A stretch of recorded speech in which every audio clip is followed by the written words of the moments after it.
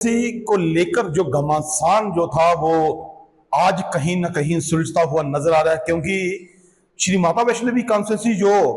नई कॉन्स्टिट्यूंसी थी, इसमें जब भाजपा की तरफ से लिस्टें निकाली गई तो उसमें रोहित दवे का नाम था, वो यहां पर आया हुआ था। और उसके बाद लिस्टें जो है वो एकदम से चेंज हो जाती हैं और उसमें जो था वो पूर्व एमएलए बलदेवराज शर्मा का नाम जो था वो लगाया जाता है और रोहित दुबे के नाम को उसको हटाया जाता है, जिस चीज को लेकर रोहित दुबे के समर्थकों में काफी निराशा थी, जिसको लेकर उन्होंने रोड तक ब्लॉक की और भाजपा के ही खिलाफ जो थी वो नारेबाजी करना शुरू कर दी थी। इसी चीज को लेकर आला कमान ने अपने पदाधिकारियों को रोहित दुबे से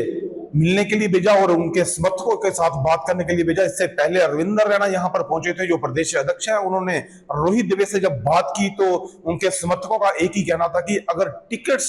जो थी वो उस पर पहले रोहित दुबे का नाम था और उसके बाद काट कर जो था बलदेवराज शर्मा का नाम किया गया। इसी चीज को लेकर जो थी नाराजगी जताई जा रही थी। उनका यह भी कहना था कि अगर पहले ही बलदेवराज शर्मा का नाम उसमें लिस्ट में होता तो उनके जो समर्थक थे, जो भाजपा के कार्यकर्ता थे, उनको किसी भी तरह की कोई नाराजगी नहीं होती। मगर रोहित दुबे के नाम को काटकर जो बलदेवराज शर्मा का नाम जो था वो उसमें डाला गया, क्योंकि 44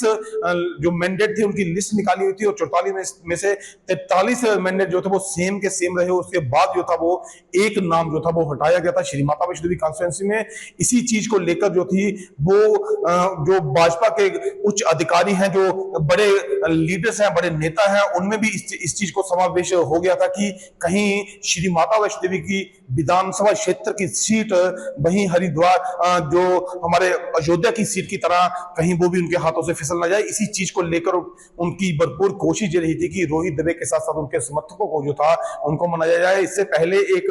आपने देखा था कि भाजपा की तरफ से एक वीडियो भी जारी किया हुआ था, जिसमें बलदेवराज शर्मा और रोहित दुबे को गले मिलाकर और गुलदस्ते उनके हाथों में दिए गए हैं, जिसमें राम माधव जी और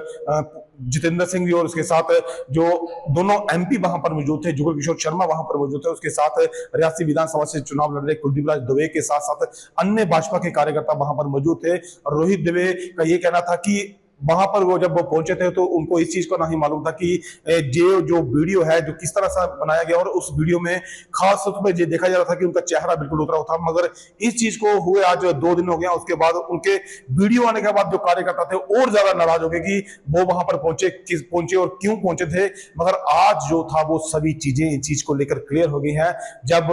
यहाँ के एमपी जुगल किशोर शर्मा आज रोहित दुबे के साथ मिलने, उनके समर्थकों के साथ मिले, वहां पर आए और उनके समर्थकों ने काफी नाराजगी जो थी वो जाहिर की। उसके बाद जाकर जो था जो फैसला था, उन्होंने कहा कि संगठन सक्रिय है और इस चीज पर भी आज विराम लगता हुआ नजर आया है। जो कल से अटकलें लगाई जा रही थी कि रोहित दुबे जो है वो अन्य पार्टी में जा सकते हैं, जहां चुनाव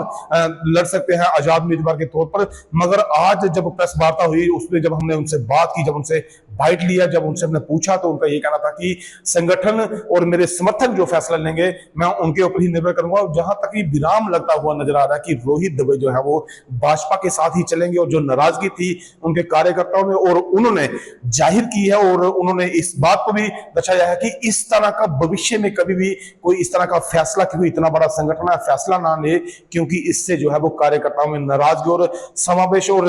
ये चीजें बनी रहती हैं कि कार्यकर्ता कहां जाए, क्योंकि हर बड़े लीडर के साथ अलग अलग तरह के कार्यकर्ता वहां पर जुड़े हुए होते हैं। और जिस तरह से रोड ब्लॉक होना और जिस तरह से बड़े बड़े नेताओं का यहाँ पर रोहित दुबे को हेडक्वार्टर्स में बुलाना, और उसके बाद जो था आज कहीं जुगल किशोर शर्मा जो एमपी हैं वो यहाँ पर आए हुए थे और उन्होंने कार्यकर्ताओं की बात सुनी। उसके बाद उन्होंने रोहित दुबे से बात भी की। फिर कहीं इन चीजों को लेकर जब प्रेस ने उनसे बात की तो इस चीज पर कहीं ना कहीं विराम लगता हुआ नजर आ रहा है कि रोहित दुबे जो है वो चुनाव नहीं लड़ेंगे और